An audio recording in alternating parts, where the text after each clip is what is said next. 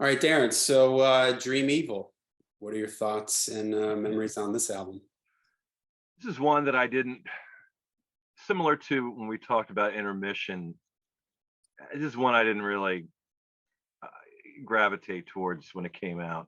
So I'd seen Dio twice on Sacred Heart. I saw him earlier in the tour with Vivian, and of course, Vivian in the Dio band was great. He was There was good chemistry. Vivian had great stage presence. His sound, uh, by this time, 3 albums in, had become pretty much a staple of the Dio band. So I left that show pretty happy, pretty content with Dio, and even though I wasn't crazy about Sacred Heart, the show was good. Um, then the second time was when Chris or Craig Goldie came into the band, and I just wasn't really feeling a lot of chemistry on stage. He sounded good, his playing was good, but it was just like the elephant in the room. There was this guy on the side of the stage that just sort of felt like it just seemed as though he didn't belong. And it was really hard to get as excited about the performance with Craig Goldie as opposed to Vivian Campbell, who was like a little bit more dynamic. Solos were more fiery. And it's not to say that Craig Goldie wasn't a good guitar player, because he clearly was. It's just that it wasn't the same. Even the band seemed a little bit kind of set apart from Goldie, like they were a little bit isolated by him. So that was kind of strange, that whole situation, that whole dynamic in the live setting.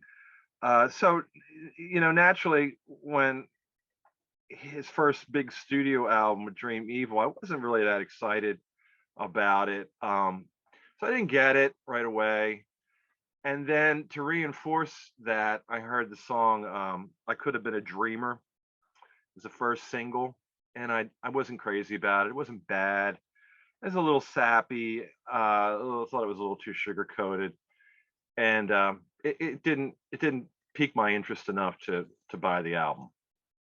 But I guess maybe a year or so later, a friend of mine had it, and I was curious about it because enough time had passed, and there hadn't really been anything Dio related in my life for a while. So I was anxious to get a little bit of Dio, and I thought, well, what the hell? I'll check it out. I never gave it a chance. I just based it on the one song, and that's not really fair. So I borrowed his cassette and I listened to it, and I liked it. I really liked it. I was surprised. There's things about it that I like more than Sacred Heart. In fact, I think overall I like it more than Sacred Heart. I might even like it to this day more than The Last in Line. I would say that this is pretty essential. And I'm looking at the whole Dio discography, and I'm thinking that Dream Evil might be my second favorite Dio album as it stands today. Now, this is more or less a recent development, but the album still sounds really good. In fact, I think there's things that I'm drawn to more now than I was in the 80s, or let's say probably the early 90s, when I really gave it a thorough listen.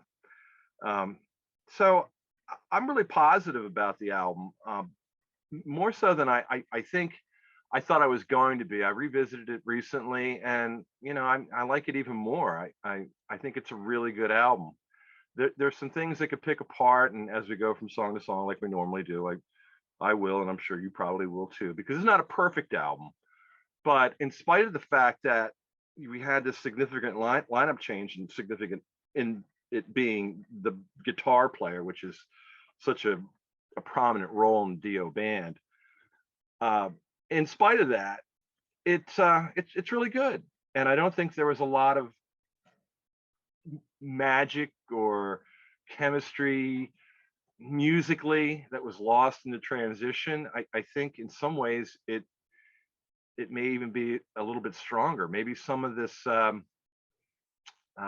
strife or struggle and the internal workings of the Dio machine kind of gave it more of a somber feel, and I think that might have even played into the whole thing a little bit better than some of the sugar-coated things that were going on in Sacred Heart, and maybe towards the end of Last in Line. That it seemed like everything was on the up and up, and when everything's going great, it's really hard to compose a perfect heavy metal album. I mean, you need things to kind of be a little bit bleak, I think, to really get behind a heavy metal theme and the imagery and everything. I think there has to be a little bit of struggle involved. There has to be a little bit of strife. Maybe things were going just a little bit too good in the Dio camp.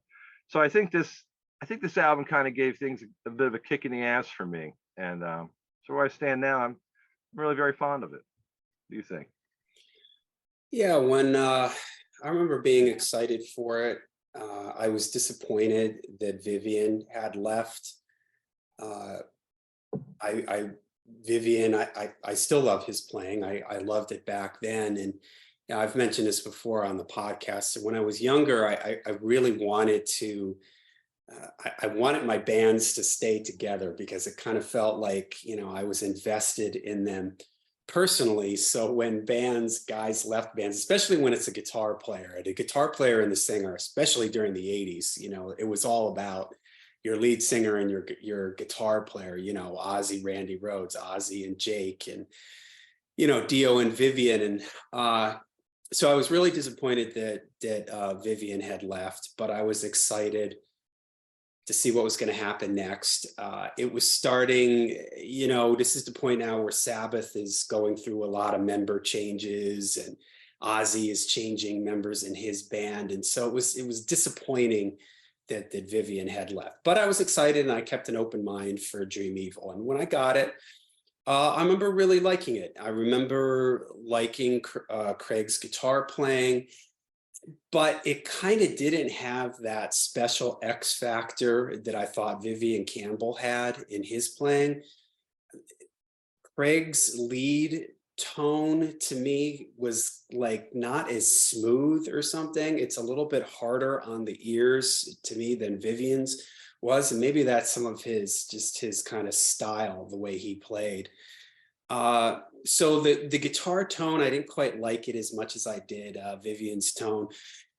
I remember being surprised by the keyboards in it. There's some pretty loud, prominent keyboards in some of the songs here, like the opening track. The first thing you hear is, some keyboard strikes, and I didn't have a problem with that. I thought that was cool. It just, was something that I sort of noticed right away. But I thought the songs were really good. I did think Craig played well. His guitar is all over the record. He's kind of shredding and playing a lot in his solos, and this is the era of the guitar shredder, so that was a real important thing, to have a guy that could sort of tear it up.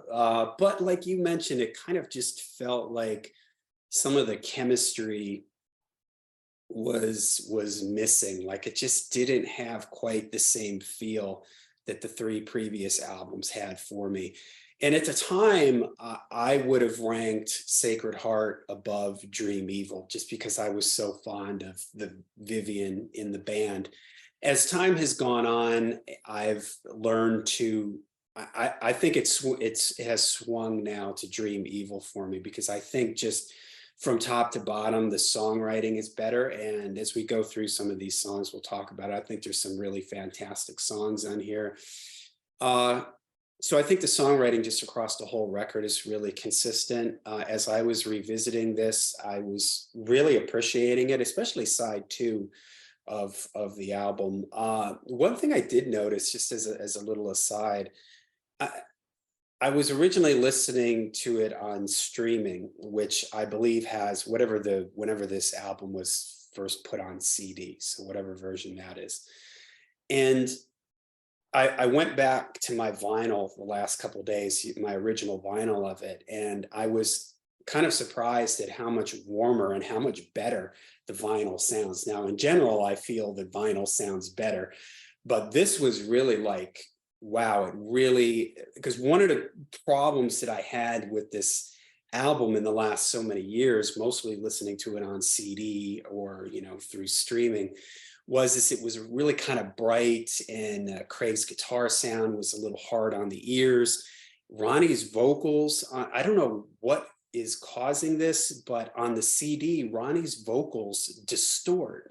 And to make sure I wasn't crazy, I even Googled it, and there was a lot of other people mentioning the same thing. But when I busted out my vinyl, I didn't notice that. And just the vinyl is way warmer, has a nice warmer low end to it. So it made me appreciate the album even more. So for me, it's the last Dio album that I would buy when it came out. I wasn't very excited about Lock Up the Wolves, and I didn't get Lock Up the Wolves till years after it had come out. So for me, this is kind of an end of an era for me with Dio.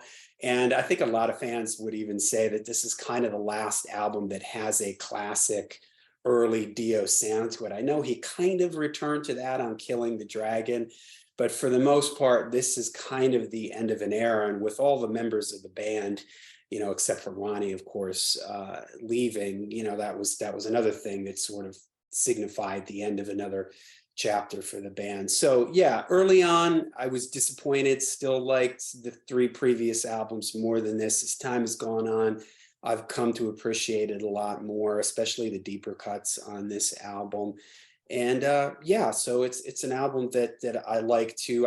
I probably reach for this more than I do Holy Diver sometimes, just because I'm a little, there's a little bit of that burnout factor with Holy Diver. I've heard some of those songs so many times, and as time would go on, Ronnie really wouldn't play anything from this album. There wasn't really anything that stuck in the set list. So it's an album that I feel like I can kind of return to and not feel burnt out on, and find things to enjoy.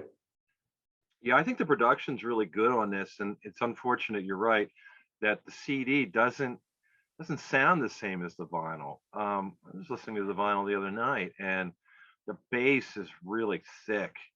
Yeah, There's a really good separation between the instruments, and there's a lot of clarity in the. I don't know if it's a difference in master from the original vinyl to whatever they did with the CD. I don't own it on CD.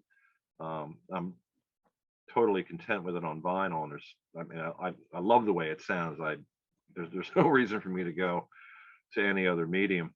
But yeah, I think it's probably one of the better productions for the Dio band to this point, anyway. And it really enhances my enjoyment of the album. When something sounds good, I have a tendency to want to listen to it more.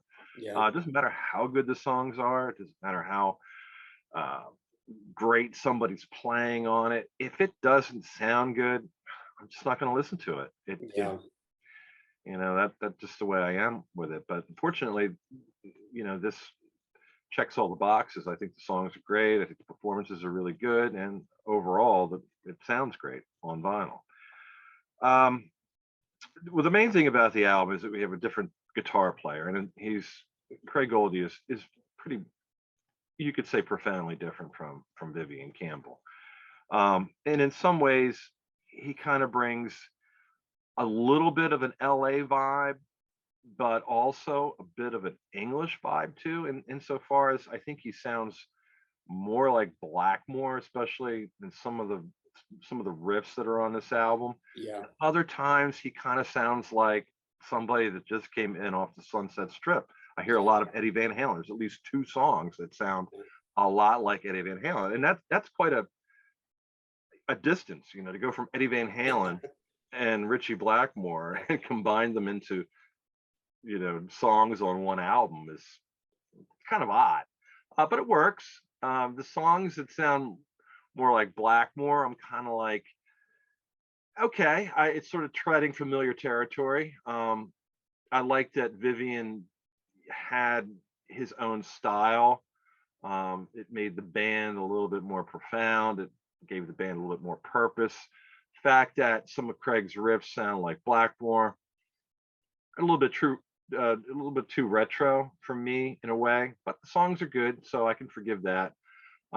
Likewise, on the other end of the spectrum, when Craig gets into this more LA flashy Van Halen style, it almost seems like in theory it should clash with Dio, but it doesn't for me, and that's kind of unusual because when the two things are together, when Dio is singing along with Craig's guitar on these particular songs, it sounds fine.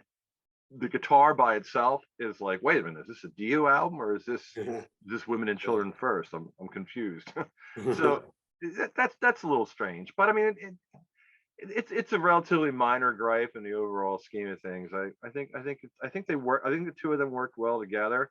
I don't know why they had a falling out. They only did this one album for a while anyway until they came back. I think it was Magica, wasn't it? The Yeah, first album Magic they came back Moves. on. Yeah. So they had a falling out, and I don't think it's ever really been publicized as to why. And if it has, I didn't come across it. I think Craig kind of just lets it go, and just sort of let the past be the past, and that's just sort of the way that it is. But it's interesting to think of where things might have gone if they had done another album together. Maybe things might have gelled a little bit better. But as it is, I think it gels about good as anybody could expect, really. Yeah, it's interesting because the band, seems to look back on this album with like it was a sort of a difficult album to make. And considering they just came off of Sacred Heart, which was a difficult album to make, I really think that and maybe this is what led to Craig's departure from the band. And I've heard Jimmy Bain say this, I've heard Ronnie say this, that when Vivian was in the band, the writing process was really organic. The band was in the room, the guys were jamming on riffs. Everybody was there together, throwing their things in. And Ronnie would be in the room in the corner with his notebook and would jump up on the mic and throw some melody lines in it. So it was a very kind of spontaneous, everybody in the room, it just all happening together. From what I've read, when Craig joined the band, he didn't write like that. He was more of I got to go home and work on it, think about it. I'll bring some riffs in tomorrow. There wasn't as much stuff done in the rehearsal room as it was with Vivian. And I think all the guys missed that, to a degree. And you're right, it is strange. I've read very little about why Craig left the band at this time. And I do remember reading rather recently, I couldn't find it because I wanted to give the exact quote, but it was Dio just basically saying something like, Greg and I just realized we needed to go separate ways or something. He was pretty vague and everything, but I can't help but think that it might have had something to do with sort of that songwriting thing, that the guys kind of felt like, there wasn't Well, that chemistry, which is weird because it feels like the album, I think it's a stronger album than Sacred Heart. I think it feels like there is more songwriting chemistry on this album than there was on Sacred Heart. Whereas, there's some songs on Sacred Heart, we discussed that album, that it feels like it's sort of running out of gas towards the end of that record.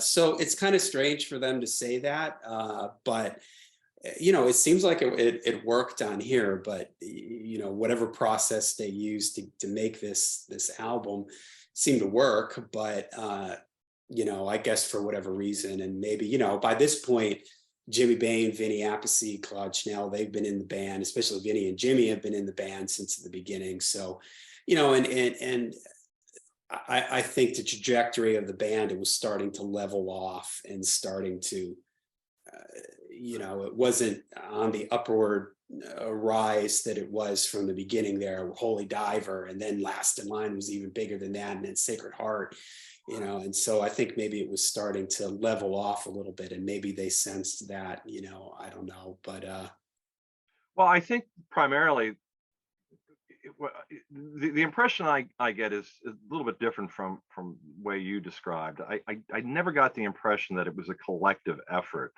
The writing was pretty much presented, or it was at least started, by Jimmy and Dio and Vivian. Jimmy wasn't happy about Vivian not being in the band anymore, and he's sort of like basically withdrew creatively. Maybe out of protest, maybe out of the fact that it just didn't feel right, that the chemistry wasn't there anymore. So he kind of withdrew from the writing process as well. And Dio references that in his book, and he says that once he got kind of basically the thumbs down from Jimmy, he looked at Craig and said, "Okay, you're up." So it was Craig's time to basically, kick some riffs around, and Dio would say, "Yeah, that's a riff," and then the two of them would set about putting the songs together, and then Jimmy would contribute here and there. He does get writing credit, but it wasn't just Jimmy. It was Vinny. Vinny too wasn't into the band at this point. It seemed like there was a real division here. It was Jimmy and Vinny Right. on one side of the, and it was Craig and Dio on the other side. And Craig and Dio were on a mission to put this thing together to make it work. And I don't think it was a lot of effort. I think they worked well together. And they did have some experience because so Craig was in Rough Cut, and Wendy was managing Rough Cut. Rough Cut were an LA band, and Craig was Jake's replacement, Jakey Lee. Jakey Lee joined Ozzy's band. He did audition for Dio's band. Dio passed on him, and then he went to Rough Cut, and he left Rough Cut to join. He played with Rough Cut for a little while, but then he left Rough Cut to join Ozzy's band, and so Craig was Jake's replacement. And now, because of the relationship between Ronnie and Wendy was the manager. She was branching out as a rock manager. She not only managed Ronnie, but she was also managing Rough Cut.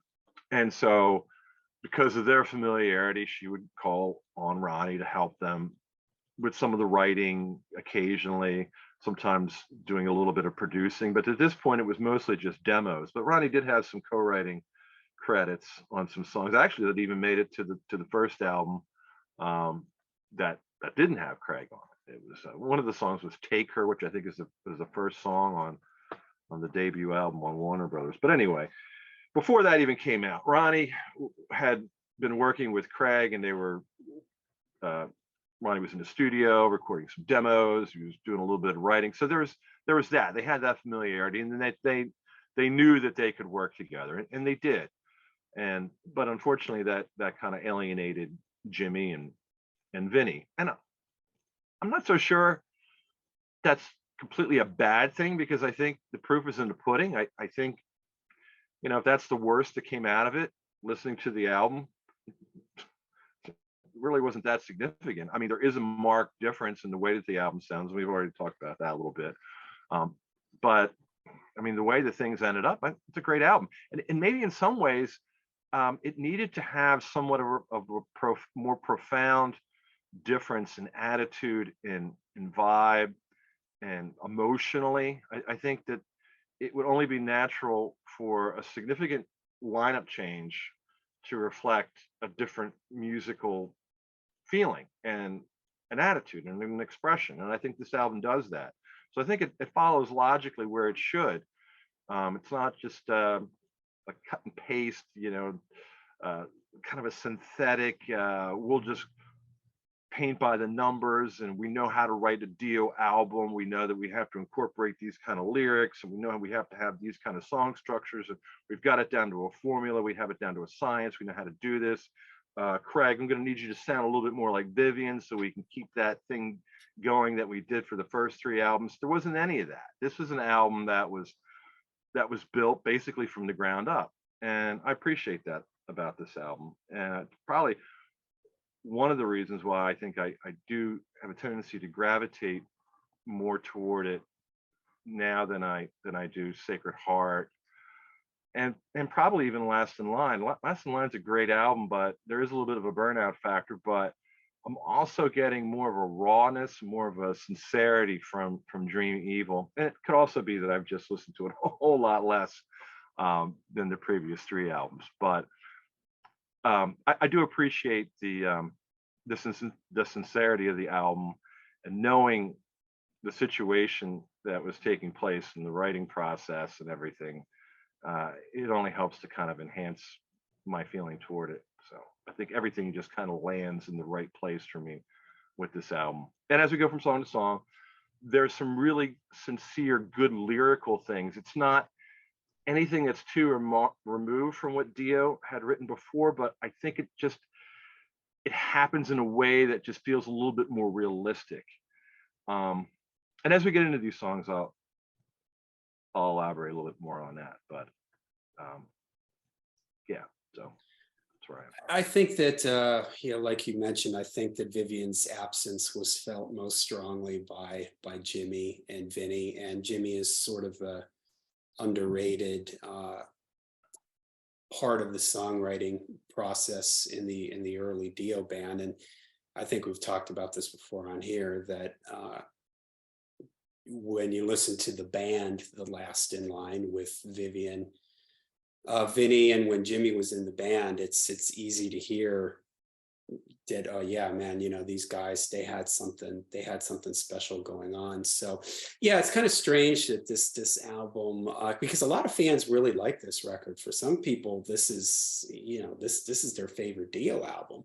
Yeah, I can see And that. it's kind of surprising that none of these songs seem to stuck in the, in the Dio set lists or anything. It was kind of, I won't say quickly forgotten, but it kind of was. But then again, really, when people are discussing Dio and his catalog, it seems like everything just revolves around Holy Diver and Last in Line, which is a bit unfair because there's other albums after that. I mean, we on my YouTube channel, we did our Sabbath Sunday discussing the Dreamers Never Die movie, and how, we were a little disappointed that they just basically the Dream Evil gets just a very brief, mention. They don't even really get into Dream Evil at all, which is a shame, because it's, I think that there is a lot of strong stuff on this Yeah, album. And, yeah, often artists,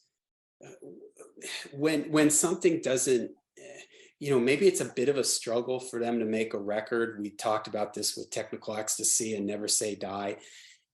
For them, they get something in their heads like, oh, this album, it took a little extra effort, or it felt different, so therefore, they don't like it as much or something, or they have different feelings about it. Yet the end product is still really strong. And I think that that's the case here, that it is a really strong product, even though the dynamic between the band might have changed. It's still a good album. And it does take the band. I agree with you about the lyrics. I think that the Dio is starting to move himself away from some of the stuff that he was doing, like singing about lyrics like in Rainbow and maybe the first few Dio albums. And Craig brings a different flair in here. Vivian had his own sound, which is a little bit more of like a Gary Moore type of yeah, vibe to yeah, his playing. And Craig, you can really hear the Ritchie Blackmore influences there, and also the modern sort of LA Eddie Van Halen sound. So yeah. I think Vivian kind of brought in a new wave of British heavy metal. I mean, that's yeah, part of the movement that's the movement that he was a part of with Sweet Savage. So he brought that in, and it was a good fit. I mean, that's pretty much where, and if you had to pick a place for Dio to be, for him to use as a springboard, something current, something contemporary, that's a perfect place for him to be. And it worked up to a point. And unfortunately, it was the thing that ended it was, of course, finances. It wasn't really that they didn't get along or there was a breakdown in creative agreement. It was just business, and that's unfortunate, because I mean, you think of it like, wow, what could they have done if they had continued to work together? But I mean, basically, where things landed on Sacred Heart, I in retrospect, I kind of think things maybe benefited from the change. Um, yeah, it was and obvious that it was time that lineup was running out of inspiration. I mean, maybe something could have changed it, obviously, if some of the financial things had been straightened out. Maybe that would have yeah, that would have changed Yeah. it. Maybe if the band had taken some time off. We discussed this with Intermission, a well placed double live album to give the band a little bit of a break from the touring and everything. Maybe that and the financial stuff could have helped straighten it out. But who knows? As it stands here, it's kind of a fresh start for the Dio band, and Yeah. it's a strong showing.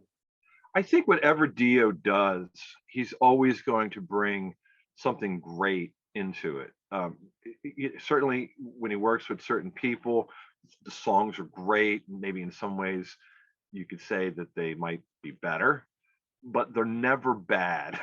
You Yeah, only really need Dio to bring ideas to the table, and you could usually bank on the fact that he's going to work with people that he's going to be able to collaborate with. And while it's different, it sounds different from what he had done with, not that Jimmy and Vinny weren't there anymore, but they kind of weren't. But where he is with Craig, I think brings an interesting dynamic and an interesting creative vibe to this record and to the band. And I mean, I guess you could probably even argue that there should probably be like a reboot or something like every 2 or 3 albums to kind of like not dwell in the same creative pool, because you're going to run out of ideas, or you're going to get to a point where you start ripping off yourself. If you could just bring some element, that something from the outside that kind of energizes things or creates some sort of a different kind of yeah, an influence, I think you're going to benefit from that. And it's kind of unfortunate because usually when things like that happen, they're it's not good. Like you said, you always want your bands to stay together. I mean, so do I. I mean, you get, it's like a team. yeah, All the guys are important. They're all part of the team. And then when somebody's missing, your first reaction is going to be, oh, this isn't going to be any good. And you have to give it a chance. And sometimes it's hard if you really made some kind of a personal investment in liking the musician's personality or the way that they play. It's sometimes it's difficult to accept someone else. And I know I've kind of turned myself off from certain bands because I wasn't feeling the lineup. Motorhead was really difficult for me to get into the Brian Robertson album, but yeah, I love it. It's so different from Fast Eddie Clark, and that's an example of what somebody way outside the box in the case of Brian Robertson can bring into a band and integrate with somebody else that was a mainstay of the writing force before, that being Lemmy. But not to get, but I digress. I'm getting into Motorhead. But I'm just saying that I think sometimes depending on where things are at the time, it might be necessary to kind of like reevaluate the situation. And if you can do that with all the same members, fantastic. But sometimes you can't. And in this case, it wasn't because of creative differences, it was because of financial money, things going yeah. on. But regardless, I think creatively things sort of benefited from what happened. Yeah, and I never really thought of this, and hey, as much as I love Vinny and Jimmy, maybe if he had replaced the whole band, uh, maybe the band would have stuck together longer, because I think Vinny and Jimmy, they had already been in this for a few years, so maybe they were feeling a little bit of the fatigue and the burnout of the whole thing, and missing Vivian and that chemistry. Whereas if it was a whole new band, they would have had, Craig comes into it, the new guy, he's super excited, he has a lot of energy. Yeah. Whereas the other guys are like, oh man, we've been at this for so long now, and now changing the band and all guitarists and all this. So maybe if it was a totally fresh band and it was all guys with a lot of young energy. And that's the thing about Dio, is that about Ronnie, that he's I mean, every singer every band member is reliant on the other guys in the band. That's what makes the sound of the band. But Ronnie is unique because he's such a talented musician. He can play guitar. He played bass in the early days with his bands, so he's kind of self-sufficient. He can write on his own. From "Don't Talk to Strangers" and "Holy Diver" were written by Ronnie before him and Vinny together, before anybody else had even come into the band. And Ronnie produced this album. He produced Dream Evil. So Ronnie can direct things. And at this point he's very experienced. He's been in Rainbow, he's been in Black Sabbath, he has 3 albums under his belt with his own solo band. So he's certainly in a position where he can take a young talent, and he did this, in my opinion, with Vivian. He took a young, raw kind of player and sort of molded him into an arena Yeah. ready, multi-platinum selling guitar player on these big albums. And I think for Craig too, he was maybe this tutelage with Craig probably did start even before Craig was in the band, like you mentioned with Rough Cut. And Ronnie and him did have a relationship, and I've heard Craig talk about how before he was even in the Dio band, Ronnie would play songs for him and ask him things. Hey, what do you think of this and that and everything? So they had sort of this relationship, and maybe he was sort of, setting him up like that. And Craig came into the band a huge Rainbow fan, a huge Ronnie fan. So Yeah. he was, ready to, I'm sure he was just, his ears were wide open. He was just a sponge taking it all in, willing to take instructions and go along with it. So, that's the unique thing about Ronnie, that he's very experienced by this point, and he's just a very well-rounded, capable musician, whereas somebody like Ozzy is way more dependent on the musicians in his band to help him with the songwriting, the producers to help with the direction of it. Ronnie is a little bit more self-sufficient in that respect. I also think that Ronnie likes to be in a situation where he plays a dominant role in the songwriting. If you look at the guitar players, so we've had Vivian Campbell, who exactly the way that you just described it, takes him from basic obscurity, even though he was in a band and they were relatively kind of well known in and around their area, part of the new wave of British heavy metal, as we talked about a little earlier. He did the same thing with Craig. Craig talks about how he went from playing clubs and sometimes being the opening act in a club situation to now playing on a stage that was like a city block. Yeah. He went from the club to the arena, and I think Ronnie kind of liked that. And after Craig, moved forward, we got Rowan Robertson, that was the Yeah. guy, even younger than I think Vivian was 19, I think, when he joined. Rowan Robertson was like 16 or 17. Yeah. So Ronnie was sort of like a musical pedophile, if you will. But anyway, and one of the reasons I think that he kind of liked being in that situation was because he was used to somebody like Richie Blackmore or a Tony Iommi, Yeah. who were like basically like looking over and saying, yeah, nah, basically having the final say. Ronnie has the final say. Ronnie has the final say, not just because of his experience, his age, these factors involved gave him the upper edge, and which is fine, because Ronnie had a very clear, distinct idea of what he wanted to do, how he wanted to do it, and he just needed people, musicians, to support that.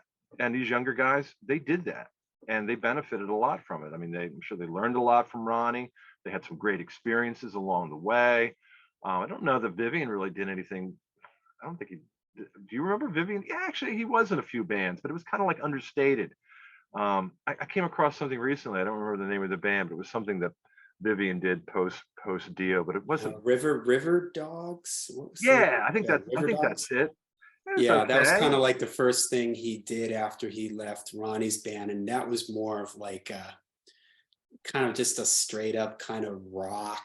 Yeah, It wasn't Bad Company kind very of thing. edgy or wasn't heavy Yeah. at So I all. mean, he didn't parlay his time in Dio into anything great. And maybe it could have been because he was disenchanted with the business side of things. Well, because then he became a hired gun. He was in Right. White Snake briefly, and then of course then he landed up in Def Leppard. Much later. Yeah. Yeah. Wasn't he in Whitesnake for a little while too? Yeah, yeah, Yeah. Whitesnake. He did that River Dogs thing, and then he moved. I think he was originally producing the River Dogs record, and then he landed up playing on it. And then yeah, and then he was in Whitesnake when Whitesnake was what's the big album with Still All the Night, and it was just self-titled. Yeah, he With didn't play on that. he didn't play on it, but he was on that tour. He was in the videos I and think all he was. that stuff. Yeah, So that maybe was maybe the he era was. that he was in Was Whitesnake. he? I thought it was after that. Maybe. I think the band on that album was John Sykes. John Sykes Oh played the yeah, guitar. nobody that's in the video for those Yeah, songs but is I don't think actually on yeah, the but record. I don't think Vivian was even in the video. I think it was Adrian Vandenberg, um, maybe John Sykes, but I think Vivian came into it like maybe after Slip of the Tongue. Is that the name of the album? Where they did that horrible remake of Fool for Your Loving? Or was that Steve Vai? I don't know. But it Yeah, was well after Whitesnake was what I would consider to be good or you know, vital in this grand scheme of things. But anyway, yeah, so I think basically that dynamic served Ronnie pretty well. And likewise, I think it served the young guitar players, the young musicians that were basically serving as an apprentice to Ronnie. yeah. All right. Well, let's jump into the album then.